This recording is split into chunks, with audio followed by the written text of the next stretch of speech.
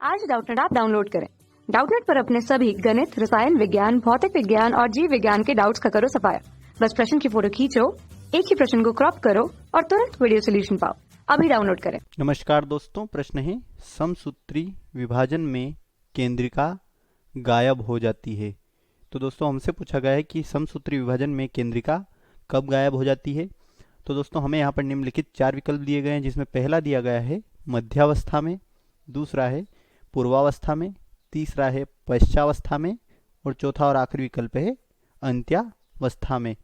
तो दोस्तों जो समसूत्री विभाजन होता है, ठीक है, क्या होता है समसूत्री विभाजन या माइटोसिस, ठीक है, क्या होता है समसूत्री या विभाजन या माइटोसिस जो होता है वह 4 अवस्थाओं में पूरा होता है और जो केंद्रिका होती है वह उसकी पूर्वावस्था जो होती है, ठीक है, क्या होती है पूर्वावस्था या प्रोफेज भी से कहा जाता है।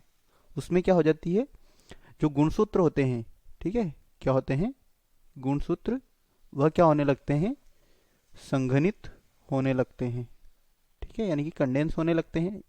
और क्योंकि हमारे जो कोशिका होती है उसमें गुणसूत्र लीनियर फॉर्म में पाए जाते हैं, गुणसूत्र के रूप में नहीं, ठीक है, और इस टाइम क्या होता है गुणसूत्र संघनित होने लगते हैं और जो केंद्रिका होती है, ठीक है, क्या होती है न्यूक्लियोलस और केंद्रक जो होता है, ठीक है, वह क्या हो जाता है केंद्रक और केंद्रक का आवरण जो होता है वह क्या हो जाता है गायब हो जाता है, ठीक है, यानी कि वह नष्ट हो जाता है। तो दोस्तों जो पूर्वावस्था होती है समसूत्री विभाजन की, उसमें गुणसूत्र संघनित होने लगते हैं और केंद्रिका और केंद्रक का जो आवरण होता है, ठीक है, वह क्या हो जाता है गायब हो जाता है।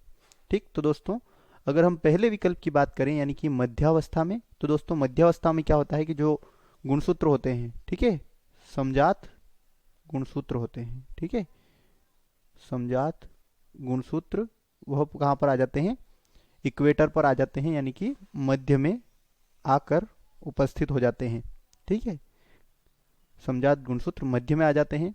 पूर्वावस्था में जो केंद्रिका होती है वह गायब हो जाती है, यह हमारा सही है।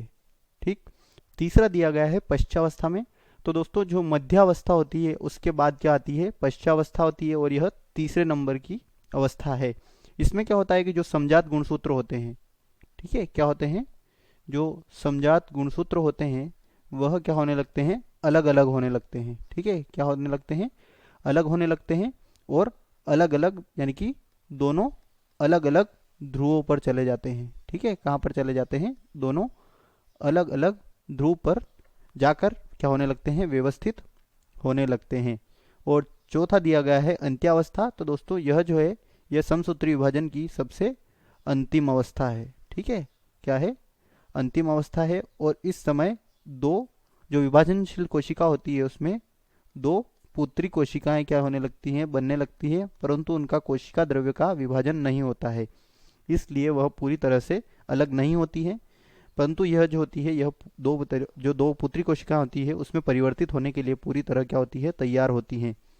ठीक, तो दोस्तों हमने देखा कि जो समसूत्री विभाजन में केंद्रिका गायब होती है वह समसूत्री विभाजन की प्रथम अवस्था यानी कि पूर्वावस्था में होता है और इस समय गुणसूत्र जो होते हैं वह संघनित होने लगते हैं और केंद्रिका व केंद्रक का आवरण क्या हो जाता है गायब हो जाता है।